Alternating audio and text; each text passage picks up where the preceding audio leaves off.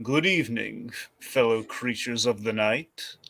Blue Dragon Fire here, serving as your ghost host for some Halloween horror debates. Whoa.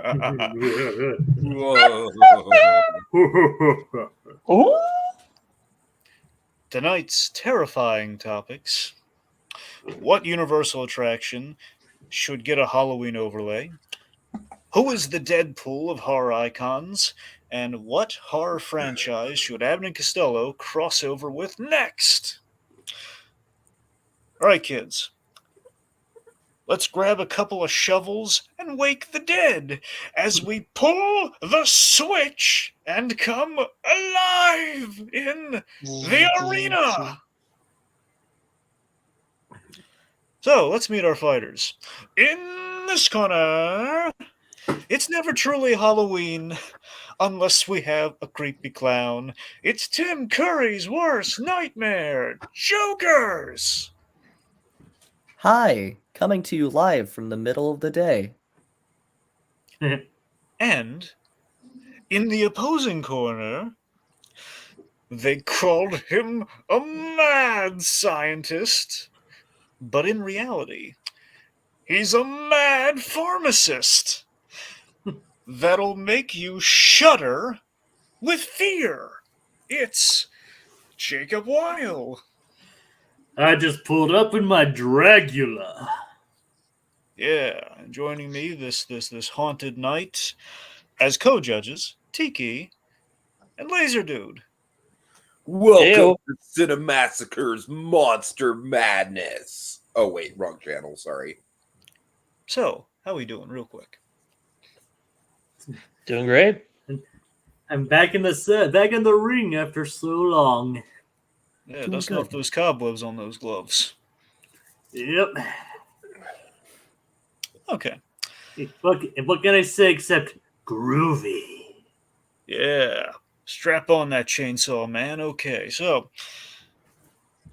Alright, okay, so a little refresher on the rules for those who may be joining us. And of course, for those who have been kind of away from it for a while. So, you're going to reveal your pick. You're going to give your opening statement in which you say all the good stuff that says that you're right. That says you're right, and then you're going to say why the other guy's wrong in the fight. It's going to be a fight to the finish until you hear R2 here. He's the bell. He speaks. I've heard enough. I don't need any more. The judges will deliberate. We're going to decide. We're going to vote on who gets the point. Whoever gets the most votes, you guessed it, gets that point. Of course, at the end of 3 rounds, I offer, as a little Halloween token of affection, the very creepy coin. Now, the very creepy coin lands heads. You don't have to flip. You don't want to, but if you're feeling bold, my friend, you flip it. Lands heads. You get the candy. You get the point. It's so yummy and nougaty inside. You get a nice, tasty point. Ooh, like a Three Musketeer. Yes. Now lands tails. I'm afraid not so lucky. Black licorice, and not just black licorice, terrible black licorice from 5 Halloweens ago. It's yuck. And you know what that means? That means you lose a point. You lose one. See that? Bye-bye, out the door. Goodbyesies. Not a revolving door, just a push. It's just a push door. Wow. So it's not good. Of course, Looks hidden. like, it's also like candy corn. Well, no, candy corn's quite. It's nice. It's like, I don't like candy corn. Okay, Well, then it can be your candy corn. All right, there you go. Okay, it's my candy corn then. It's your children of the candy corn. Moving on. So, hidden in one of these rounds. Jacob Heimlich would be very, very disappointed in you for not liking candy corn. He doesn't like the candy corn. So, hidden in one of these rounds. Where do you least? Hidden in one of these rounds where you least suspect it, the Freddy Krugerand to South America. Never mind. No, I got you. Yes, a Lethal Weapon reference for the kids. But yes, so it's a Freddy Krugerand. They'll be offered to the winner of the round. It is found and could be in any round. Heck, might not be in any round period. It might just be a chocolate coin for all we know. Who knows? So, additionally, we have a little penalty phrase in action here, and only Tiki and I know what these phrases are. It's kind of weird to be on the opposite end of the word. Yeah, that's the thing. So it could be one phrase, could be more than one, could be a phrase, as in it could just be one singular word, could be a name, could be a phrase, could be a song lyric. Who knows? It could be a myriad of things. Like I said, it's weird being on the other end of that. It's like a weird sense of anticipation. I could be saying it right. Literally the entire lyrics to the Monster Mash. You need to avoid all those words. You know, he jokes about that. But, he might not be, guys. Seriously, he might not be. I was working in the lab late one night. I might have said. Yeah, get it out now while you don't have any points. Like, I might have. and the first round hasn't started yet, so I don't have to worry about a penalty anyway. I might have said it already. I mean, it might be beware, but you don't know. Could be beware the word, you know. All right. Anyway, so of course you're going to be offered like a coin in which no good things happen. Heads, nothing good happens. Tails, guys, you really don't want to land on tails. I mean, I didn't Don't want tell to step Tiki. on that werewolf tail. Yeah, folks, trust me, you do not. Dragon, want I would wager to say that whatever happens if they get tails is more disturbing than anything in Dahmer Monster and Jeffrey Dahmer story. Yeah, you trust me. You don't want it to land on tails. Nothing good's going to happen if it lands on tails. Oh, God. We're not just going to go in the back and have some brewskis. Oh, God. Yep. Point being, don't let it land on tails. Okay. All right. So at the end of 3 rounds, we enter the speed round, of course. Name of the game is first to 5 points wins. Do you understand these rules as I've explained them to you both here this spooky evening? Groovy. Yes. All right. Computer randomizer. There's a big surprise. Yeah, it's the lady luck still loves you, buddy. Welcome back. She's blowing you kisses. Like, yep, that figures. Still 2 years or so, and I still get first on this damn thing. Yep. The chances. All right. So, in this case, 50-50. Dragon, are we going to need the randomizer again? No. No. Okay. Good. Thank you. It's like, seriously, why do I always go first on these things? It's okay. Oh, God. Well, it's either Lady Luck or Lady Luck's ugly sister, man. I don't know what to tell you. All right. So, round number 1. Let the Monster Mash begin. Given that Nightmare Before Christmas has a Halloween overlay with the Haunted Mansion, kind of more of a Christmassy kind of overlay with the Haunted Mansion, but kind of same principle. Which Universal Orlando attraction should get a Halloween overlay? And of course, this was Universal Islands of Adventure up for grabs. So, who has what? Jacob, since you're going first, thanks to fate, what's your pick? Like, I have Hagrid's Magical Creatures Motorbike Adventure, which for brevity's sake, we'll hereby refer to as just Hagrid's Motorbike. Okay. Jokerz. I have the Simpsons ride, which for simplicity's sake we'll refer to as the. Okay. All right, we got Hagrid. Okay. All right. To Jacob's credit, you need to simplify. Like, No, I know.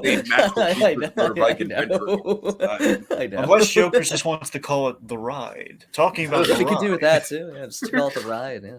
Or just Or whenever he says it, he should have to say it House as of Horror. So, right. Or the Simpy ride. Oh, God. No, do not call ride. it that. that's a different kind of ride, Dragon. Yeah. Yeah. Not for the faint of heart. Oh, God. Like Tobey All right. Maguire's life, it's not for the faint of heart. Anyway, we're going to move on there. So,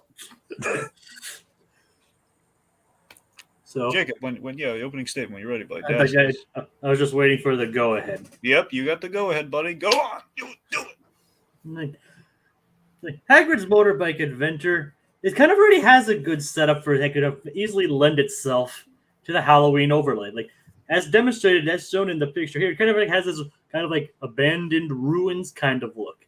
And the world of Harry Potter itself lends itself to all kinds of mystical and even horrifying overlays that could lend itself to the ride. Even one, because everyone knows that the world of Harry Potter is even scary in the day, which of course is when a lot of people will be on this ride, and it is an outdoor ride.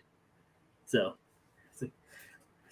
universe, Harry Potter definitely. This ride is already thrilling enough, but with a way to make it more thrilling, add more danger to the ride, like traveling through the Forbidden Forest, weaving around the Whomping Willows, evading werewolves, giants.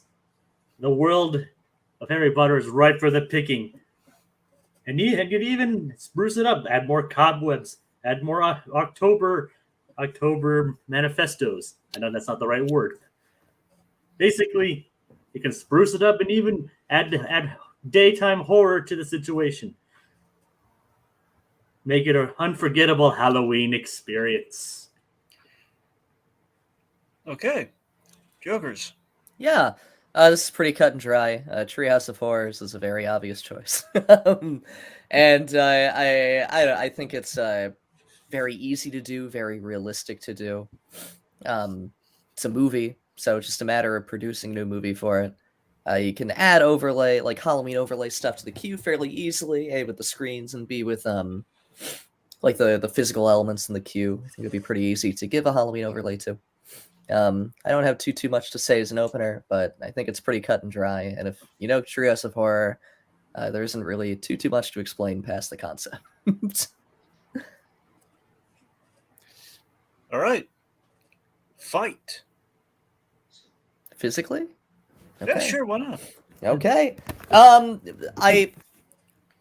So I like the idea of Harry Potter, getting a Halloween overlay. I don't think Hagrid's is the best choice. The ride's already like pretty creepy, I guess. I mean, I'd say more thrilling than creepy, honestly. No, that's fair. I just think it'll be difficult to add those elements to a fast-moving roller coaster, you know?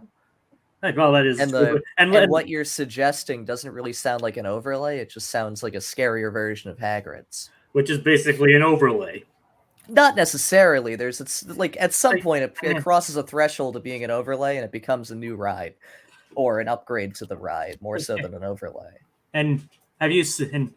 And look at it, and you see the image I chose for the Simpsons ride? Yeah. The Simpsons in 3D proved it's already horrifying enough as it is. Yeah, but that doesn't take away from the point that you can add Treehouse of Horror to. You can turn it into a Treehouse of Horror ride very easily. It might be... the 3D might not be the best, but that has nothing to do with the Halloween overlay or the quote-unquote horror elements. All I'm saying is your attraction doesn't even really need the Halloween overlay. Sure. Well, neither does yours, but mine is a comedy, so it makes more sense to give it a Halloween overlay because it would actually fundamentally change the ride. Where yours is pretty dark to begin with, so I don't really know what you could really do with Hagrid's, let alone it being a roller coaster. I still think it would be difficult to give a roller coaster an overlay like that, especially an outdoor roller coaster. Where for The Simpsons, it's a video, so you can do it very easily. There's a lot you could do with it because it's The Simpsons, Treehouse of Horror. I don't know. I just think it's the more realistic option. But I'll let you talk. I'm sorry. As I was saying, like even the world of Harry Potter can be dangerous during the day, and it's just because it's a roller coaster. We've seen roller coasters undergo major changes, and with today's technology, it should be easier than ever to add all that stuff. And look about all the stuff that's untapped from Fantastic Beasts. And but even what would you suggest for a Halloween overlay for Hagrid's? Like if you have specifics, I would like to hear them. If you don't, that's totally fine. I don't really have specifics either. yeah. Basically, your opening argument was Treehouse of Horror. That's it. I mean, is it wrong? It's Treehouse of Horror. It's a pretty obvious choice, and like I said, it's very easy to do because it's the Simpsons ride. So it's just a matter of switching out the video and recalibrating some of the ride system. Where yours is fundamentally changing a coaster, where I think that is more than an overlay. Well, we're not really talking about practicality here. We're talking about which one should get an overlay. No, but I think it does play a small part into it at the very least. At least, I'm not banking on practicality, but I think it's worth mentioning for mine because it does make more sense to give an overlay to. where Well, of course, The Simpsons does have the rich history of Treehouse of Horror. yeah, exactly. Yeah. But mine has like a whole literary world that they could tap into. Yeah, but there aren't really many horror elements in the forest that they talk about in the books. I know. Like, I guess that is true. But that doesn't mean that doesn't mean what they have doesn't necessarily could be used. Like I said, there's werewolves. There's dragons, there's the Whomping Willow. Like, they can add all kinds of stuff to that. Well, the Whomping Willow is already in Forbidden Journey. It's like, well, that doesn't mean it couldn't be here. That Forbidden Journey. Also, again, I think things like the Whomping Willow. So the werewolves could work in certain circumstances, but things like the Whomping Willow, I think, are too big to practically be a part of an overlay. And I don't think it would change the tone enough to make it like a specific Halloween overlay. At some point, it just becomes plussing the ride as a ride, and it stops being a holiday overlay. Does that necessarily mean anything? All yours is just doing is making like, oh, Treehouse of Horror, random. Yeah, but it's still distinctly Halloween. And the point of the question is, what would be the better Halloween overlay, or rather, which attraction deserves a Halloween overlay? So Halloween, specifically for Halloween, I think Treehouse of Horror makes a lot more sense than adding certain elements to Hagrid. Have you ever heard of the Witching Hour? All Witches' Night. Yeah. Harry Potter universe. The Harry Potter universe is full, like I said, chock full of stuff that they could easily add into it. All kinds of mystical, terrifying, magical creatures to add to the ride. Like where you're just transporting one in the main ride, you could be evading a whole bunch of them in the new overlay, and it could be even, like I said, you could even spruce up the queue to add up or to even make it like add more webs and more decay to make it look like you're going into a haunted ruins. Yeah, yeah. Okay. Okay, I've heard enough. All right, that's actually a pretty short one. Laser Dude, what's your vote?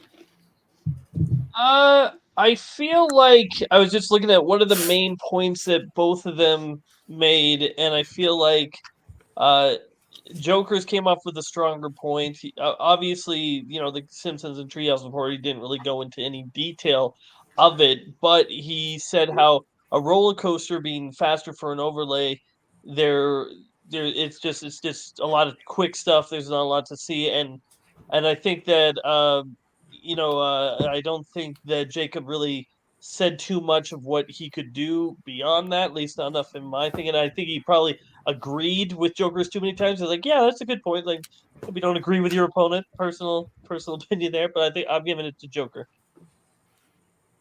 Okay, Tiki. Yeah, I think this is pretty cut and dry. Joker's, I would like to see a little bit more detail, because I do think the one thing I could nitpick about your pitch is that you basically just rested on the laurels of it's Treehouse of Horror. Come on. Oh, you're right. Totally.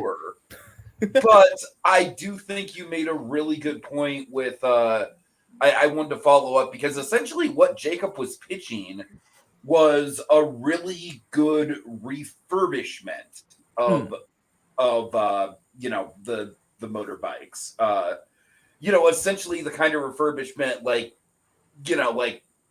like an overhaul rather than an overlay, if that makes sense. All right. And Jacob, you had some really good ideas for how to plus the ride, to be sure. Oh, totally. I was just really wanting some more Halloween in there. Right. I do think there are some elements of the franchise you could have taken, I don't know, maybe having the whole thing be a big, Hagrid set up a giant trick or treat trail in the Forbidden Forest or some stupid shit like that. I don't know. And that's what Hagrid says in the pre-show video. God. And also, I just, this is totally not your fault, Jacob, but in light of Robbie Coltrane dying, I highly doubt they want to touch Hagrid's. It's the scariest overlay of all. Didn't we have these picks before Robbie Coltrane died anyway? I don't think I'm so. pretty sure Robbie Coltrane died in the middle of us getting ready for this debate, actually. I think you're To be right. fair, just because that might have happened before, Jacob might have not heard of it until later. Well, I don't think that's playing a role in anything. I heard about it the day of, like the day he died. All right, but You know yeah, what's my scary? vote is going Death. for Joker's.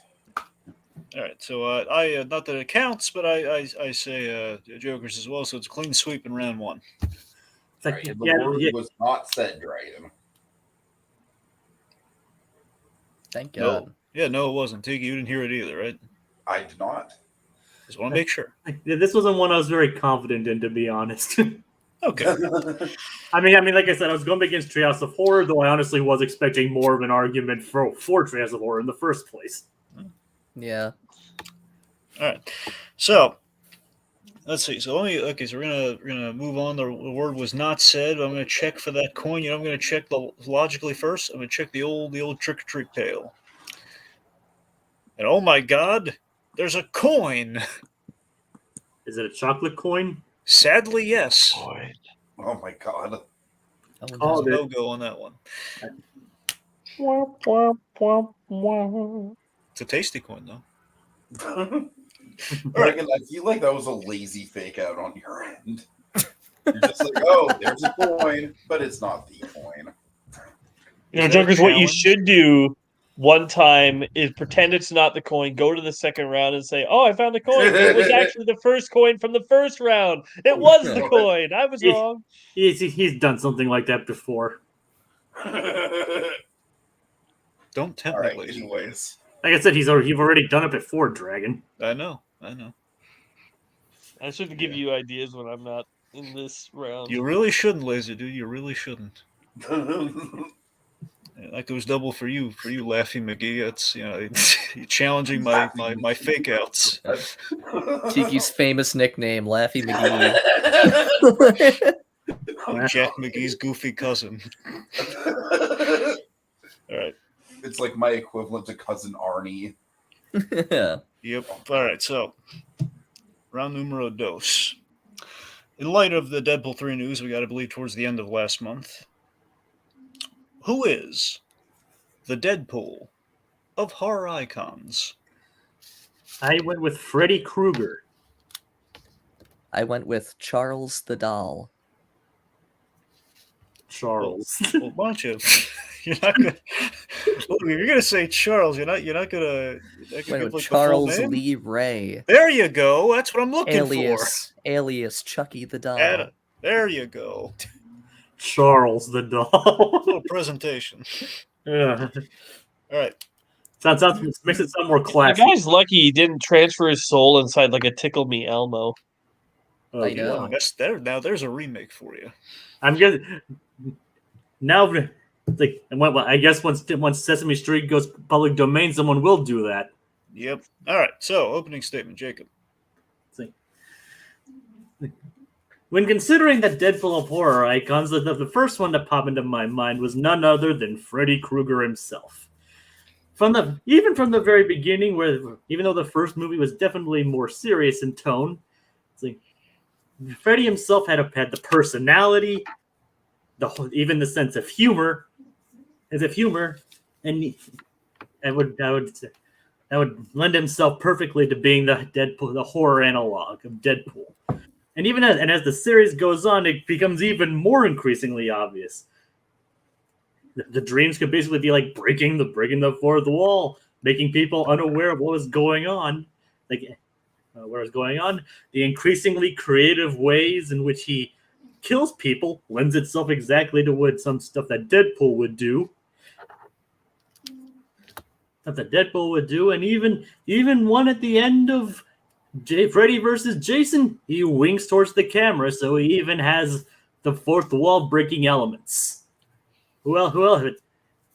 So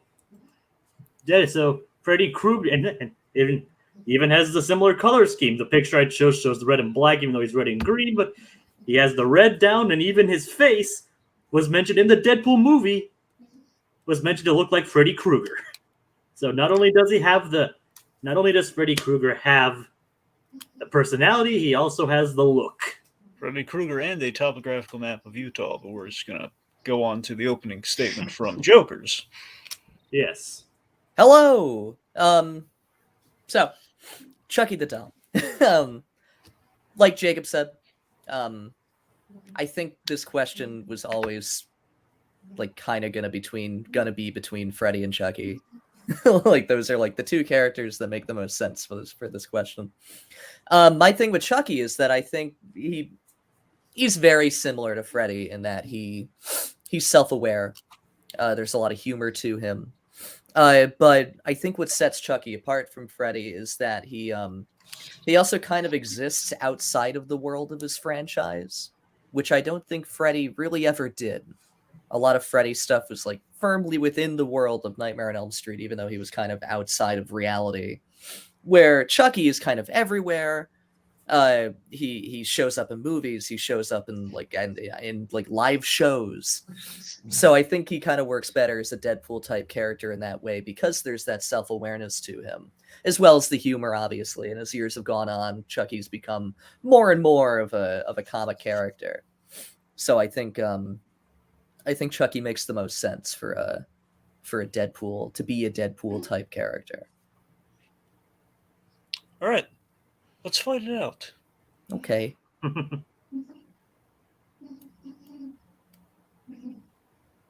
Somebody start. Yeah, I know. I didn't know we were just gonna have silence for. I'll wait this out. I'll play. Oh, this someone game. kill each other already. Come on.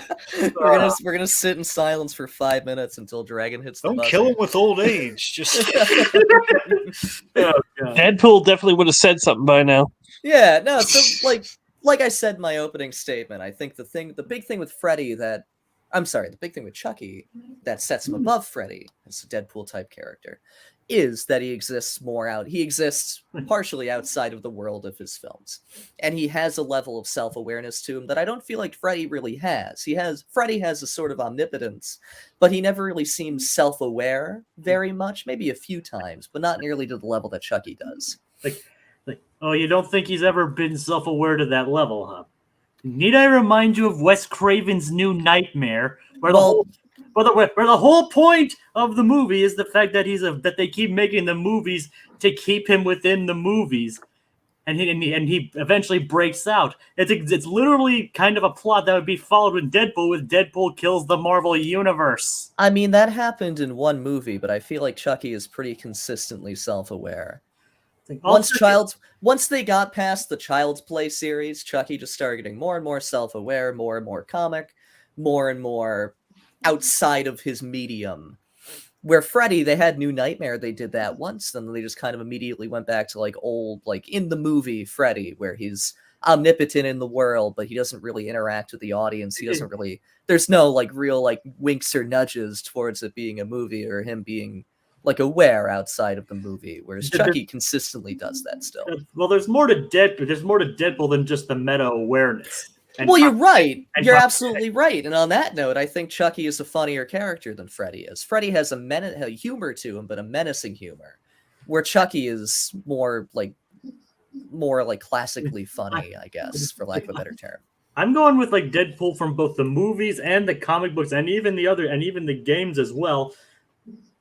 Where even in the earliest appearances, Deadpool was a bit of a menace, and a funny menace, as you said so as well. Like I said, Freddy doesn't really exist outside of the movies, but that doesn't change the fact that overall he is closer to Deadpool than your little plastic butcher with a knife. I disagree. I think if you're looking at Deadpool's personality, looking at Deadpool's character type, I think that Chucky has a lightness that's similar to Deadpool. Obviously, Deadpool has a certain menace to him as well. But I think that Freddy is too dark. Oddly, he's a little bit more serious than I think Deadpool is. Where Chucky has that levity to him all the time. He takes a joy. He takes a joy. Time, bitch. Okay, that happened once, and Chucky did like 5 movies of that. Yes, of similar humor. I feel like keep in mind that Freddy Krueger's kept increasingly getting more and more ridiculous to the point where it became self-aware. It's like obviously not as self-aware as eventually the Scream franchise would be, and not nearly as self-aware as Chucky. Freddy kept getting more and more ridiculous, but it never got to a point of self-parody, which I also think is very Deadpool. Keeping a certain level of self-parody as Chucky did. between Bride of Chucky and Seed of Chucky, and even like the new TV show that's going on right now. I feel like I don't know. I just feel like it's more in line with Deadpool than Freddy is. The personality, I think, lines up with Freddy's more because lines up with Deadpool. You're right. It does line up with Freddy. Well, no, I was saying Chucky's lines up with Freddy, but I misspoke. I meant to say Deadpool. Because like while they're both obviously both Chucky and Freddy have a certain level of menace, they take joy in their killing, but I feel Chucky is a lot lighter in it, a lot more Deadpool-like, where he just kills and has fun with it. Where Freddy has like a vendetta and he's more of a negative character. Where I feel like I don't know. I just feel like Freddy matches the overall insanity of Deadpool better than Chucky does. I disagree because How exactly do you disagree? All Chucky is, he's just a possessed doll with a giant knife and a bride. Freddy finds increasingly creative and insane ways to kill to kill his. All right, that's it. Okay. Okay. I'm casting the first vote. I vote Jacob. Okay. All right, Laser Dude. Yeah, I feel like I could have used a little bit more from both because I've heard a lot like they're like Deadpool because they kill creatively. It's like, I mean, these are horror movies icon. They can basically go to apply to almost everybody. But I did feel like I heard more on the Freddy Krueger side, so I'm going to go with Jacob as well. Ooh. Hey, Tiki, you wanted to say one for the heck of it? Yeah, I was leaning towards Jacob as well. Huh, clean sweep. I think Jacob played a really good defensive game this time around. All right. Tiki, did you hear the word? Not to my knowledge, no. And not to my knowledge either. I don't think it was said this round.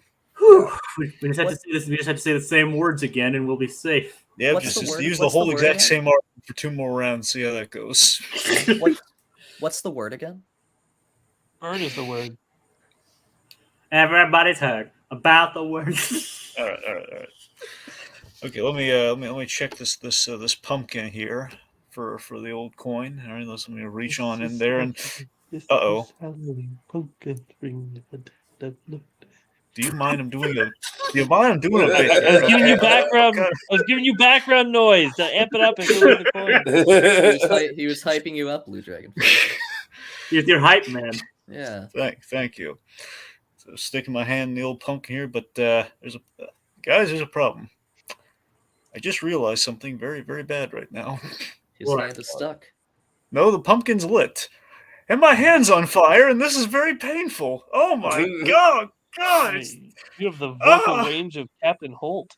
Oh my god! Oh, the pain's immense. How does Campbell do it? Oh god! Well, he's missing an arm. Oh my gosh! Oh, come on! It's not the coin. It's not the coin. I'm gonna move on. Oh god, I would be sick. Anyway, okay. Right. It's horrifying for all the wrong reasons. Oh god. All right. Do you need to go to the hospital, Dragon? Yes, very badly, but I can't do it right now. Okay. All right. Don't say that. That might be the secret word. Oh, well, he wouldn't have to suffer it anyway. Yeah. What might be the secret word? Which word? Hospital. Could be content gameplay. Jeez. It's ow, I burned my hand. All right. Round number 3. Yeah.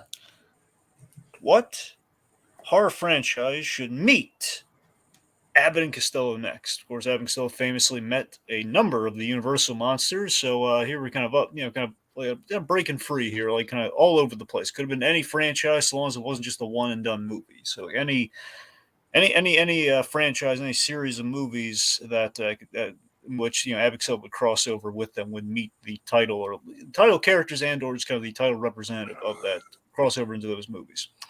All right, Jacob, I went with Evil Dead. I mean, and I went with Evil Dead 2 as the poster because because that's the one that most people think of when they think of the franchise. I went with The Conjuring. I did not choose the poster. I didn't know if you wanted a specific poster for this. No, I don't care. I'm just saying, I knew he wasn't going to care. I bet you that, Jacob. He wasn't going to care, and I was right. It's really okay. I don't care was the word. That's I'm just saying I wasn't specifying that it's going to be exclusively Evil Dead 2. Oh no. Anyway, opening statements.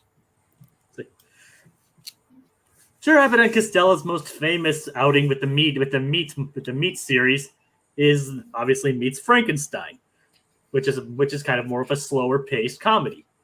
But what Abbott and Costello were very best known for was their fast paced non sequitur comedy style, like rapid fire comedy. What Evil Dead is best known for is obviously the horror elements combined with the slapstick insanity of the horror. And the horror as well. So naturally, it seemed like these two would be a match made in heaven. Hey, Abbott and Costello meeting up with their buddy Ash Williams to go to a cabin in the woods just for a fun weekend getaway. Only for literally all hell to break loose when Abbott and Costello foolishly opened the Necronomicon. Basically, they're responsible for all the crazy shit that happens. They're responsible for Ash getting the chainsaw for a hand, etc., etc. I'll explain more later on. All right, Jokerz.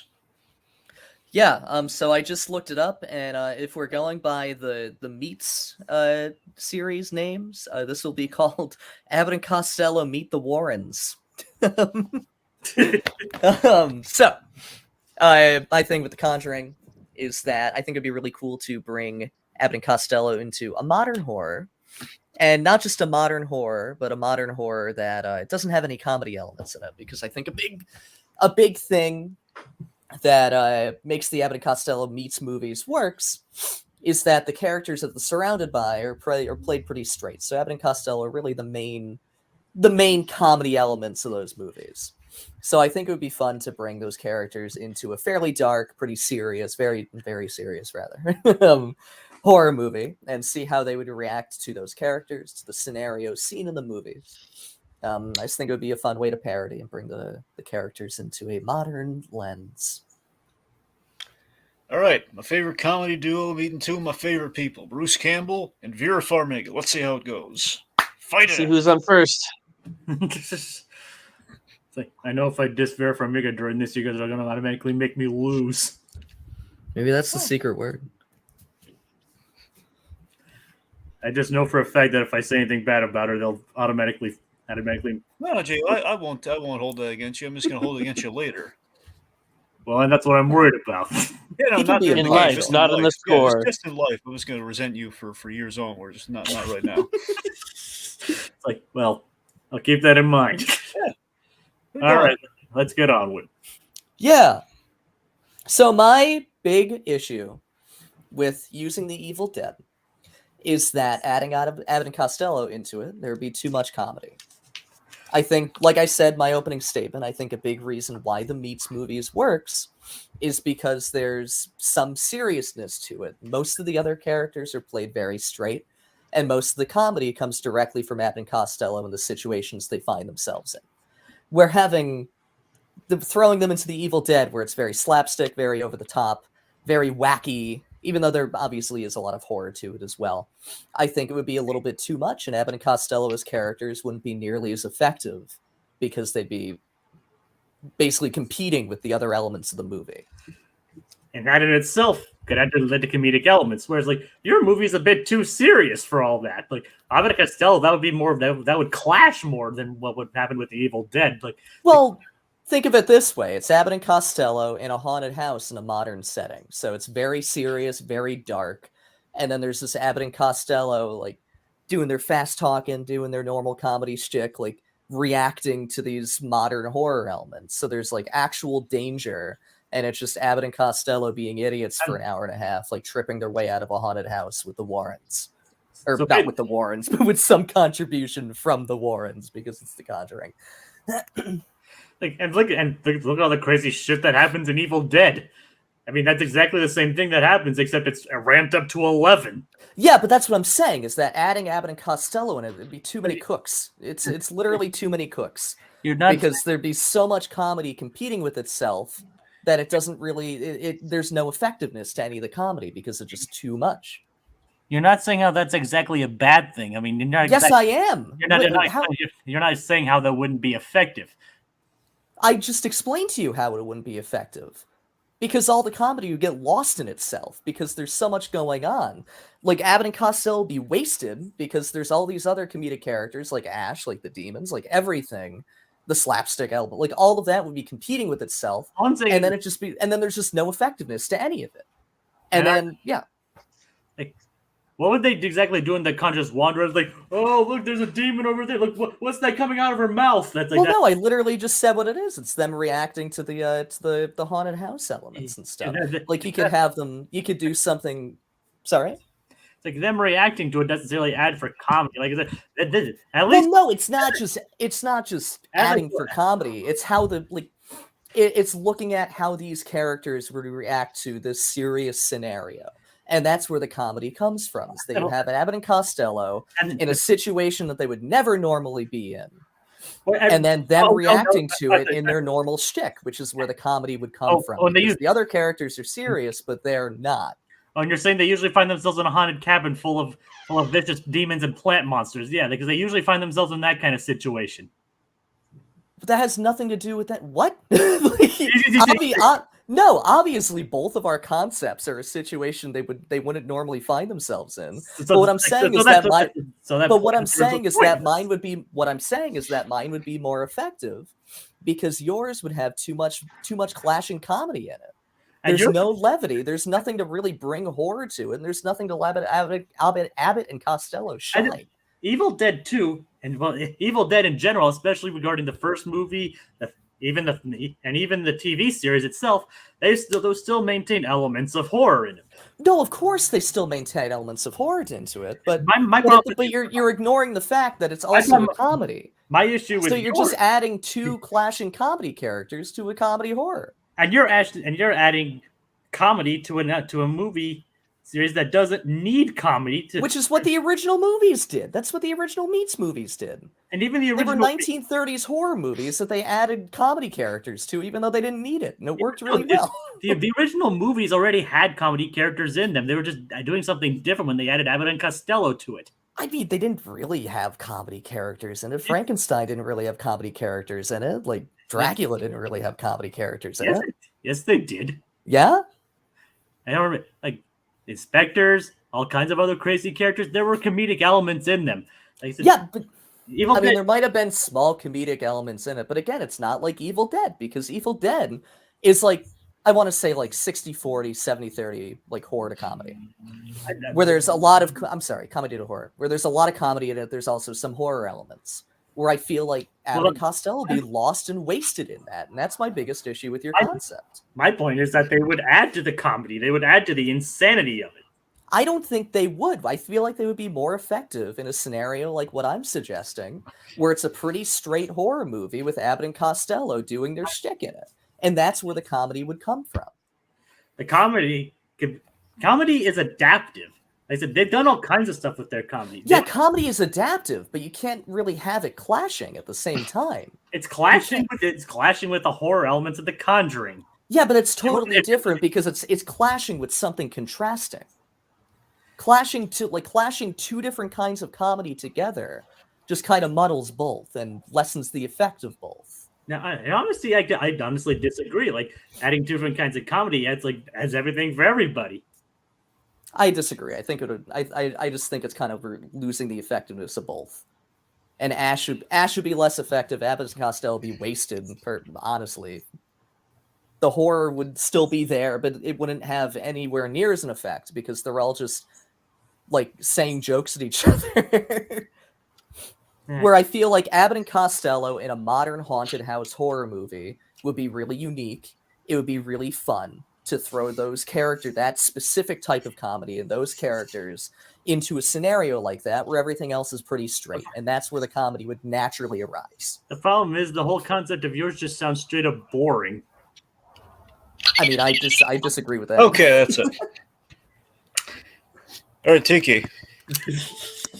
Yeah, I definitely think. I mean, I hear what Jokerz is saying about the tone, but Jokerz, I think my issue with you this time around is the same thing I had with the Treehouse of Horror pitch. Is that you essentially just kind of like, yeah, Abbott and Costello in a gothic haunted house movie, and it's like The Conjuring has a lot of moving parts to it as far as a franchise goes. There's a lot of different villains and.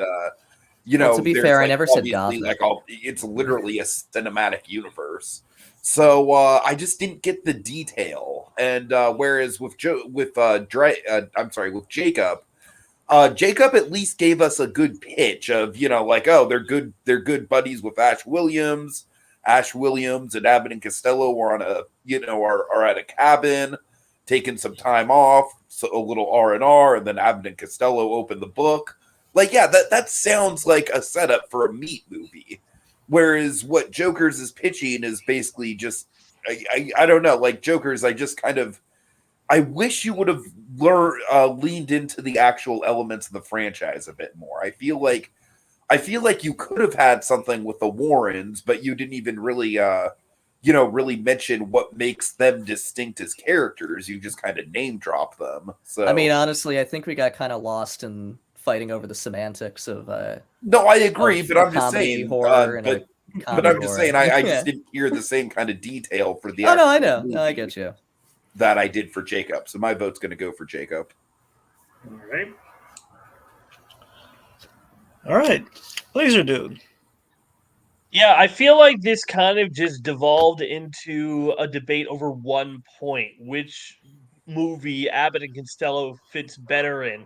I wish that either one of you guys would have had more examples of stuff that Abbott and Costello would be doing. What is Abbott gonna accidentally? How is he gonna read the Necronomicon? How is he gonna accidentally do that? Is it Costello say, "Hey, I bet you can't even read that." Oh yeah, I can read. Is he doing something like that? Or The Conjuring, when something comes up what are they doing? It's there's I haven't seen The Conjuring, so I have no idea of concept of it. It was there's my someone idea in The walking on Conjuring the is ceiling. that Abbott and Costello are the ghosts. And I think that would work really They're just well. haunting people by accident. Yes. That'd be a funny paranormal activity where they keep on doing creepy things. You're like, oh, I'm so sorry. They're trying to apologize, but they keep on knocking stuff off the wall. Oh But my God. anyway, back to my original point. Since it devolved in just which movie franchise Abbott and Costello would fit better in, the only real point that I have to go off of. Well, I know, but I didn't hear any examples. No, I know. This is why. It's just he'd fit better in my movie. No, he'd fit better in my movie. He'd fit better in my. It just kind of devolved into that. And since that's all I have to go on, I'll just have to go with the one I agree with the most. And I'm gonna go with Evil Dead, the Evil Dead franchise with Jacob. All right. All right, so Liz, you're saying your vote was for Jacob? Yeah. Just want to make sure. Well, that's interesting because actually my vote was for Jokerz. Well, it doesn't count. It doesn't really matter. I appreciate the support. It counts. I mean, honestly, what it was is what? I would say it counts. It's just It doesn't change it. No, sure, yeah. I don't know. It's just honestly is that for me, I thought one of those things Jacob was a lock to a degree because I mean, how could he possibly, in my mind, lose with Evil Dead? And you think he didn't make the point. He didn't make the points I was kind of hoping they would make in terms of again, it's kind of like what Joker said. It kind of turned into a semantical argument ultimately, where I just feel it was. Bruce Campbell's all about the Three Stooges. He and Sam Raimi, they're all about the Three Stooges, and you'd think there's kind of like a marriage there potentially with Abbott and Costello, but that point was never made to counter the whole the very repetitive argument about that the Jokerz was right about. I felt with the whole hey, wait a minute, I just made that point. That this is that it cancels out the comedy. Where it's yeah, he's kind of Jokerz is kind of right about that. I don't know. So ultimately, I was kind of one on the argument, but I agree though with Tiki's point that Joker's didn't really dress up, the whole like the Conjuring thing, and Tiki did have an insanely good idea about it. What if Abbott and Costello were the ghost? But yeah, so My point goes to Jacob. So actually, my original idea was this was Friday the 13th. yeah, that was another direction. Now, Z and K, let's My original idea for this was like for Friday the 13th was like they were the camp counselors at Camp Crystal Lake. yeah, and they would accidentally take out Jason, which is hilarious. I had never, or I was asked to be part of this debate originally, but I don't really know horror all that well, so I bowed out. But this was the one question that I was like, oh, I would have loved to. I love mean, to get onto I mean, this I'm not- one. I mean, I don't really do horror. I love Abbott and Costello. I mean, I I know don't my really. answer would have been What? What did you got? Creature from the Black Lagoon. Did they kind of cross over with them once or something? No, they never. Not the Creature from the Black Lagoon. It was just the Mummy and Frankenstein and the Invisible Man. Of course, Frankenstein included kind of a grab. I bag honestly with a don't know few. if I would have counted Creature from the Black Lagoon because we're kind of. What do you mean? Well, we're looking for a modern franchise. Well, that was never. It was said what horror franchise? There's three Creature from the Black Lagoon movies. All right, but franchise. still, the point of this question Ooh. is Just for say modern. Shape of Super Water. quick, super quick. In 1954, Abbott and Costello did a live comedy sketch where they met the creature from the Black Lagoon. Oh yeah, you're right. No, oh god, Yeah. you're right. They did. Yeah, I never saw that, but I heard. Yeah, you're right. Oh, It's on never mind. YouTube if you want to watch it. I'm gonna look into that. All right. Watch anything Abbott and Costello. They are geniuses. Anyway, Good comedy never dies. That's what I say. all right. Z and Only the K has some comedians. comments, so we should kind of read some of the highlights. Tiki, what do you got? Okay, let's see. Oh boy, yeah. He says the Simpsons all the way. It's only a matter of time before their contract with Universal is up. So they deserve a Treehouse of Horror overlay before it's too late. Screw only doing the ride itself. The whole park deserves a Treehouse of Horror overlay for HHN. There's so many different segments on the ride for the picking. Walkthroughs could be centered on the best episodes. Streetmosphere, meet and greet, mazes. The whole event could be hosted by Kang and Kodos. Also, the Treehouse of Horror segment, Whiz Kids, the shallow Harry Potter parody, is one of the worst segments, so another point against Hagrid. Okay. Then he says the first Child's Play was made before Tickle Me Elmo was conceived, so couldn't. And then, sorry guys, but he says this is one of the most disjointed, uneven debates of this episode's entry. Oh, now we get good ideas once the debate's called off. So, yeah. All right, appreciate having you in the comments, C&K. All right, Z and K, we're going to need you because you're going to be taking audience questions once we enter the speed round. But before that, Tiki, I do not recall hearing the word. Did you? I did not. Okay. Now, We're in the clear again, Jokerz. Laser Dude, you there? Yo, I'm still here. Laser Dude, can you give me some backup here? Can you hum some Alan Silvestri Back to the Future music for me?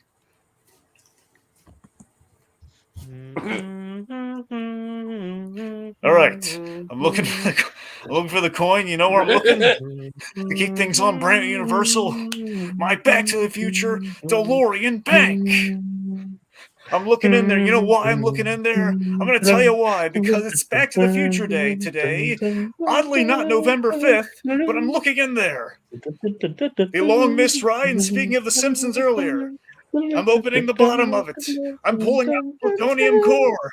And we got it! We got the coin! Wow. Okay. All right, so Jacob, would you like to flip? Tiki, put it up. There you go. Now go.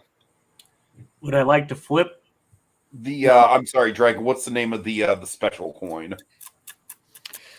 The Kruger, the Freddy Krueger end. Yeah. Would you like to flip that, Jacob? The No. Freddy Kroner. Would you like to flip the creepy coin? No. Oh, I'm sorry, the very creepy coin. Well, no. Sorry. Guys, he said no. He said no. Well, good news. Not the coin. Oh my god! Of course. What? No, it's the wrong year. Again, it's from Back to the Future. It's from a different year. We can't use it. The coin Oh hasn't my been God. minted yet. I did that entire theme for the comedic bit.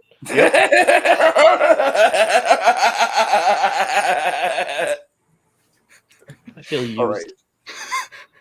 Okay, so- very useful. So, though. Jacob, you do not want to flip the regular coin. You do not want to flip the very creepy coin. Yeah, the very creepy coin is actually on the table, though. So, Jacob, do you want to flip it? No. Okay. What about you, Jokers? Would you like to flip the very creepy coin? Very creepy. You know what? Fuck it. Give me that coin. All right. Oh my god. Oh shit. Oh, Oh Womp no. womp. Zero Not to two. zero. Yep, No. 0 to 2. looks like it's a good thing I didn't flip. Yeah. Well, technically, Jacob, you would have been safe. If you said yes to the Back to the Future coin, it flipped, you would have been perfectly fine, actually. Right. Technically. Because it would have been, anyway. So, But all right, now. We now enter the speed round. Of course, the way the speed round works is it's 30 seconds followed by a 15-second rebuttal. And, dear audience members, or member, depending who's there, we're taking questions. So if you want to submit us some questions, ideally Halloween-themed, we'll be inclined to use them. And you get to judge who won, who made the better argument, who gets that point for your question. Gentlemen, do you understand... Fellas, do you understand these rules if I explain them to you both here this fine evening? Yes. yes. Okay. Remember, first to 5 points wins, and Jokerz has Ebola, so there's a lot to catch up on there. All right. Yeah. All right, Tiki, should we spin the old wheel, or should we go with a different question? Let's do it. Let's get it out of the way. All right. Bring out the wheel, Miriam. Wheel of Fortune. And no, I'm not doing any more themes. Nope. Wheel of Muppets. All right. Wow. Oh no. Wheel of Muppets. All right, of course, you know how this works. Spin the New wheel, Zealand's win a an Muppet? answer. What? Shit. I see New Zealand on there. That's the name of a Muppet? New Zealand. Yeah, it's covered Oh, by okay. the arrow. Yeah, okay. Spin the wheel, Never- win an answer. Only then will you get a question. Tiki, that offer on a Knots Pass is ending soon. Thank you. Thank you. Should We'll probably get right on that. Yeah. Can we hit the button before? I'm sure we everyone's shake all the- tied up in knots right now. All right. Jacob, would you like to go first or second? I'll go second. All right. Okay. I'll go Let's see what third. Jokerz gets. Hooray! I was Wow. hoping this one would be picked. Oh, man. All right. Oh, man, Sweetums is good. Well, he's very lovely, actually. I hope this is who would win in a fight. He's a nice boy. Yeah, who would win in a street fight? Yeah, Sweetums or Bean Bunny? Well, Bean we all Bunny know would kick his butt. Oh yeah, good. Sweet. Well, Oh, no. Oh no, damn it. I thought it stopped yeah, on I Bean know. It Bunny. looked like that too for a second. Yeah. Oh no. I'm so See, sad. Who the heck is it? Oh my What's God, with this wheel? As UFC enters, the knots deal is over. Oh, Oh, shit, this is- unrivaled access? I have to look at this. You know, I gotta be honest. I was hoping New Zealand would get it, so I'm really happy with the way this turned I out. actually think this is a really fun matchup. All right, so the question. Very fun matchup indeed. All right, here's the question. Oh, that's... Which Muppet would make the best slasher? Which Muppet would make the best slasher villain, essentially? Which, very murder happy, very, kind of felt with a vengeance. You get the idea. Yeah. Happy Time Murders. Yeah, but more horror based. But yes, Yeah, I know. Yeah. I just wanted to put a deep cut in here somewhere. Yep. Jokerz, you're up. Yep. So I think Sweetums is like a Ted Bundy serial killer. You know, he has a winning personality, and he looks intimidating until you get to know him, and then he's a really good friend, and then he brutally murders you in a dark alleyway or in a back of a parking lot. So I think he would be a good slasher because he both matches expectations, subverts expectations, and then meets those initial expectations once again at the end.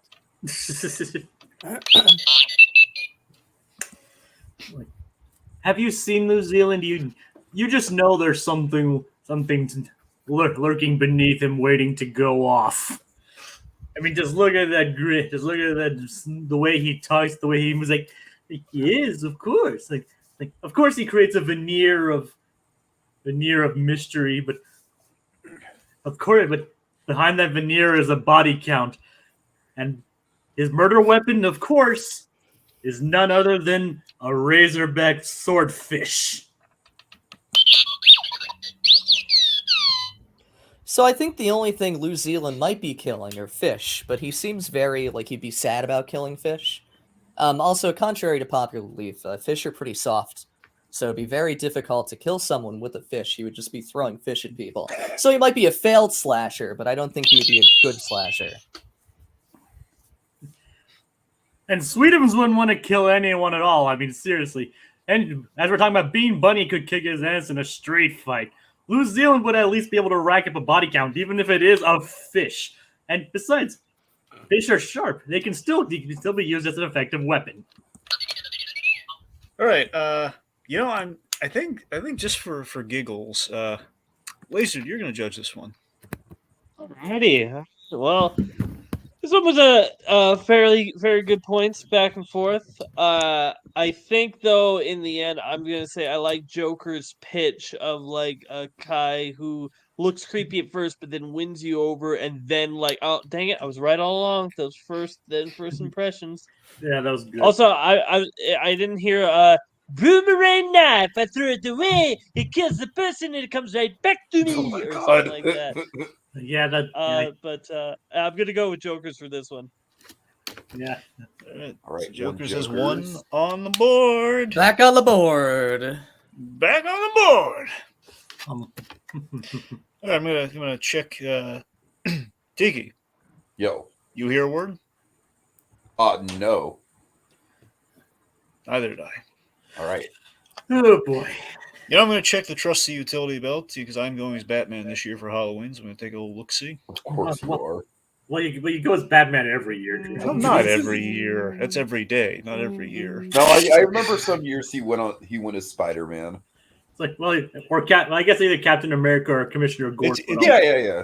Anyway, so I'm going to check the old belt here, and oh my God, it's the coin. We have the coin. Let's flip it.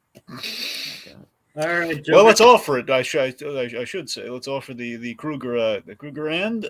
The Freddy Kroner. Yes. Well, Jokers, do you want to flip it? Yes. All right. Gonna flip the coin. Is he going to Oh go my back God. to it? Back to zero. That's okay. All right, and Joker's. It seems like you're in kind of a rush, so let's just go. Dragon, what's the next question? All right, next question. Joker's All back down to nothing. That's okay. All That's right. where I belong. Hit the ultimate monster fight. So give me a monster, like pitch me the ultimate universal. Well, it doesn't just have to be universal. In general, pitch me the best monster fight. The best monster fight?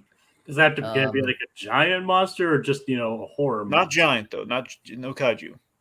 Okay, then I say, let's go with Freddy Krueger versus Depression. Nah. The greatest All right, monster. Dragon, of perhaps all. I'm a little less open-ended since we're on a time crunch here. Oh, fine. Scariest animatronic at Universal Studios. At Universal? At Universal. Oh, jeez. Hmm. I have to think about that. Oh boy. I would say it could be either Hollywood or Florida. Okay. Let's go with the PA in The Mummy. Oh, the fake out one? No, the one at the very beginning who's wrapped up. Oh, okay. Yeah. I forget his name. I know he has a name. Uh-huh. The T-Rex from Jurassic Park, the ride. Okay. All right. Hold on, Joker. Sorry. Yeah. Let me Okay, Jokerz, go on. So, just to quickly explain in the limited time that I have. At the beginning of The Mummy, so the setup for The Mummy, there's a production assistant who has to go get coffee for Brendan Fraser. You go on the ride, you find that he's wrapped up in mummy bandages, and his soul is sucked out through his mouth by the actual mummy, and that's just fucking terrifying. I think that's like the only like in-person death you see in a theme park. So I think that alone makes it the scariest animatronic in the parks, just because of the implication. All right. What the Jurassic Park ride masters in is building it up. He's building up suspense and terror, being surrounded by these beasts of nature, and the T-Rex in the ride lives up to both its movie counterpart and the build up to it as well. You don't see it for very long, but when you do, it's bound to send a shiver down your spine. I don't know. I think the T-Rex is a little more thrilling than properly scary, especially with what you start seeing before you see the T-Rex. This character in The Mummy, I feel, is a little bit more relatable, even though it's supernatural in that it matches your shape, it matches your basic look, and it's just a little bit more relatable.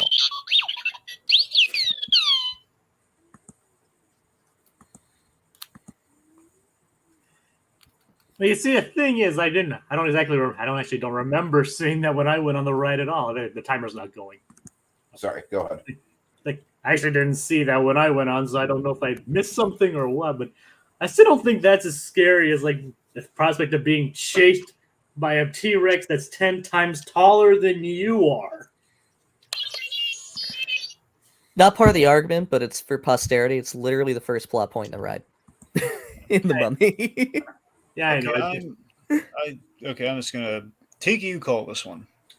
Okay, I'm gonna give it to Jokerz because I do think he made some good points about, it's an unconventional pick because it is just kind of like the animatronic itself is a victim, but I like the implications point. I think it was a clever idea to use it, so I will give it to Jokerz. And to be fair, when I went there weren't that many animatronics up at the park. No, yeah. Okay. Back on the board. Right. Give me another coin. I'll flip it. You'd be winning if you didn't flip any coins. I know, right? You have a gambling problem, Jokerz. You need to stop. No, I don't. I have a death wish. Yeah, and that's why I haven't flipped anything. All right, let's keep it going, guys. All right, best movie to watch on Halloween. I'm gonna go with I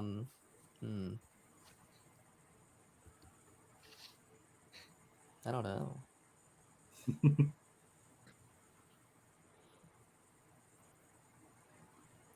gonna go with The Nightmare Before Christmas. Good pick. That is a good pick.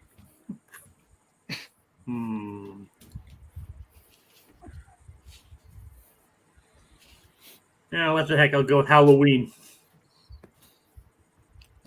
Oh, by the way, I forgot to mention something.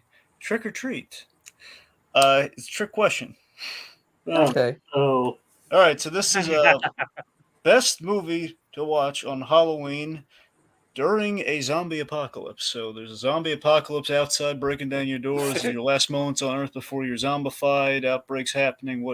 These are the films you've chosen to watch. Okay. Go on. How does this make a difference in the question? Well, that's what I'm saying. I mean, I get I it. see how it makes a difference. Yeah, I see how it makes a difference. Right.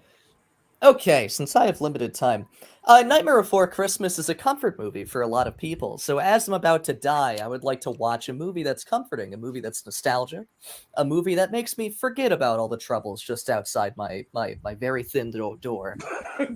So Nightmare Before Christmas, I picked that as the best Halloween movie to watch because it is more than a Halloween movie. It's a way of life, and it is the last thing I'll probably see. Oh, shit, I have more time. Thank you. It's a little fast. Okay, I'll try and keep mine brief as well. 30 seconds, I suppose. If you watch Halloween on Halloween during a zombie apocalypse, you could almost see it as like an almost inspiring in a way. Like especially if you get to the end where Laurie Strode is the one to stand up to Michael and basically ends up quote unquote killing him. Sure, he obviously survives, but it could be seen as a good metaphor for standing up for the zombies outside of your door. And of course, Laurie does survive, so that's always a good thing. Inspiration. You know, movies are meant to be an escape. People during the Great Depression went to movie houses to escape the troubles of the time. I don't want to go to watch basically like a non-fictional movie that became a documentary.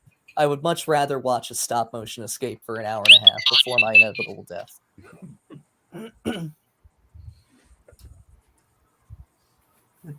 The Night Before Christmas is always better as a Thanksgiving movie. It's watched in between Halloween and Christmas anyway.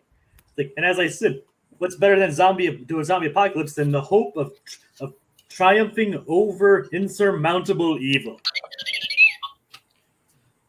All right. I vote Joker's. Okay. All right. Great. All right. So it's tied up right now. 2-2.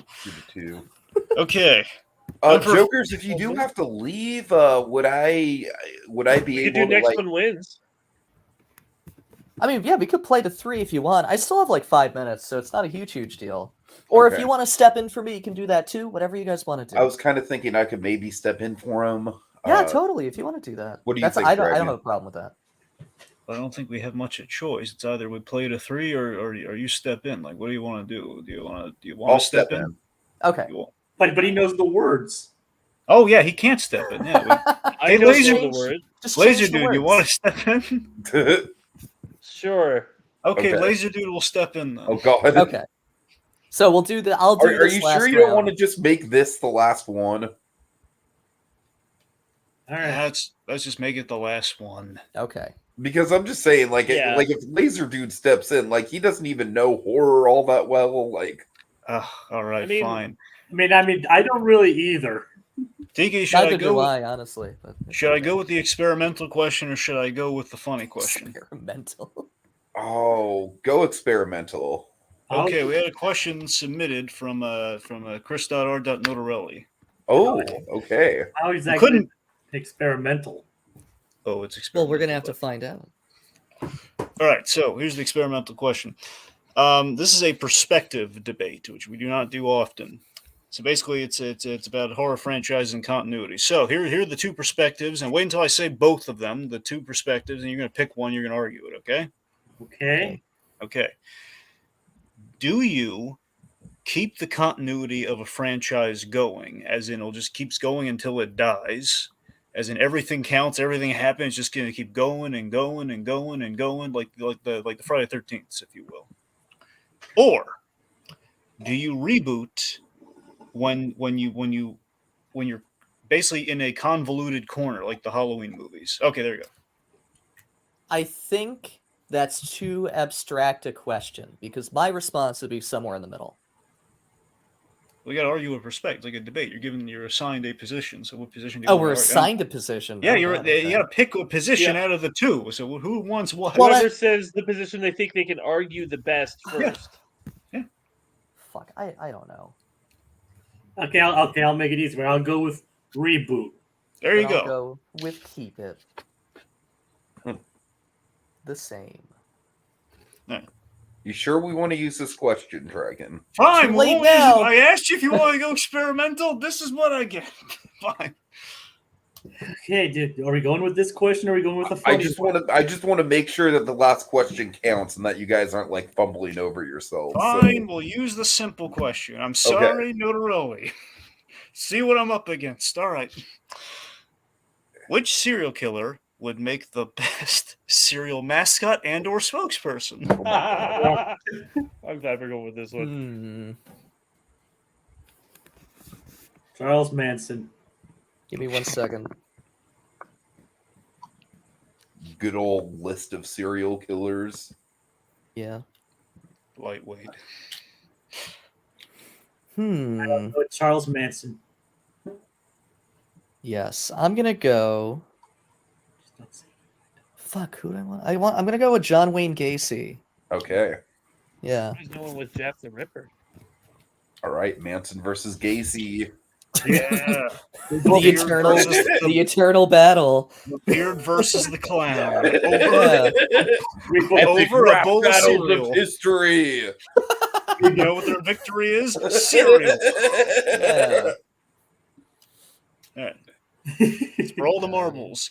It's for all the He marbles. was just talking to those kids for product research. Okay. No. All right. Save it for the thing. Yeah, Jacob, you're going first with old This is Charlie getting real boy. dark. I have, with apologies to everyone involved in the Manson killings. Oh God. Apologies to Sharon Tate. Yeah. Special apologies, Sharon Tate. We should all watch Once Upon a Time in Hollywood. In retrospect. We have a letter to Roman Polanski drafted. There we go. And we'll read in the voice of Jeffrey Dahmer. We'll do that later. Anyway, so. Oh God. It's like Charlie Manson. What can you say about him? I mean, other than the fact that he was a serial killer, he was a heck of a nice guy. He always went in to check on his neighbors and everything. So of course he has his own brand of cereal, like Charlie O's. Being from hippies, of course it is non-sourced, non-GMO, and made with whole organic ingredients. Charlie Oats, part of your balanced breakfast. Jacob is one of those organic ingredients. What I hope it is. It's a secret. All right. Although with Manson, you don't know. It's like it Don't might give be him what I hope ideas. it is, and then it might be something else. He's still in Oh the my God. he's still in the round. He still can do it in the rebuttal. I know. Okay. Let's see. It's me. Joker, sorry. I get to talk about John Wayne Gacy. Yes. So I think logically, John Wayne Gacy makes the most sense because he was a clown. So we already have a mascot already built in. It's no thought to it. It writes itself. Obviously, he had an affinity for children, so that definitely everything about this man just screams cereal mascot to me. So I can picture him on a cereal box with the big smile and the clown makeup. I think the cereal would be delicious. It'd be very popular. He's very charismatic. So yeah.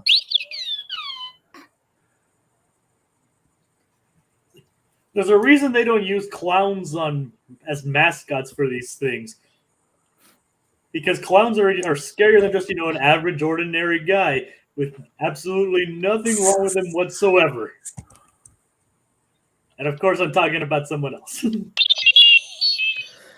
So if you think these places have problems with clowns, explain McDonald's. And you think that your Manson cereal will just have a man on it. You'll have like a burnout hippie man with a swastika on his forehead. And I don't want that on a cereal box. I support serial killers, not Nazis. Oh, God. All right, I have a way I'm leaning, but Tiki, I'm going to let you call this one. Have you ever Okay. I am going to go with Jacob. Just based on the originality, because I just think he's a clown. It's the obvious choice. What I like about Jacob's pitch is that I like how he leaned into the current craze, the magic spoon people who, I eat a lot of cereal. It's all, it's all organic and healthy. I think that's actually really inspired to lean into the current adult cereal craze that's going on with Manson. So I'm gonna give it to Jacob. Ooh, all right. All right, well, we have our winner. Let's get back to the main thing. So, Jacob? How do you feel? You've won it all faster than usual, and you know what your reward is? What's my reward? Charlie Oats. Oh my God! Charlie Oats. What was the secret word? Okay, yeah. So the secret words were, we had Norman. Well, basically Norman, but ideally shouted. But let's just say Norman. We had Beetlejuice. Which We had- Beetlejuice was Now, going to be did you my have to pick for say that the, 3 times for it to count? No, or- just one. No. Just one would do it. that was going to be my pick for the Deadpool question. That was- Oh, that's a good one too. I probably would have. And then there's Nosferatu. Nosferatu. Yeah.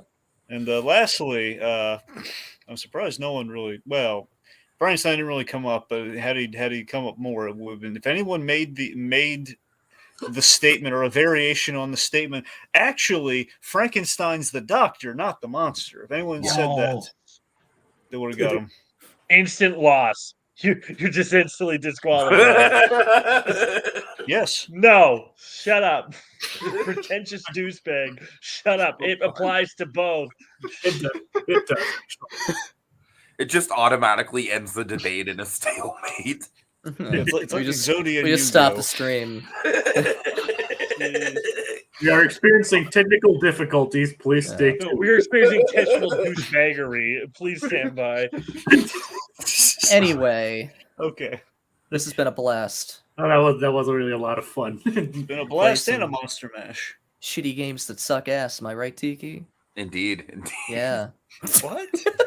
If you had just not risked on the coins, you still would have had enough to win. I know. It's right. great.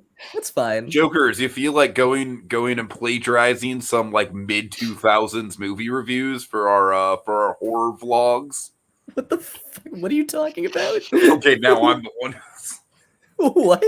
I Pitch this to me on Facebook. Let's message me. the script thing. You didn't hear about this Monster Madness Oh, plagiarism? yeah, that's what you're talking about. Yeah, That's what yeah, I'm yeah, talking about. I Yeah, forgot about that. Yeah, I can do that. Yeah, I got you. let's do it. Yeah, I'll look up some old IGN reviews and I'll change a few words.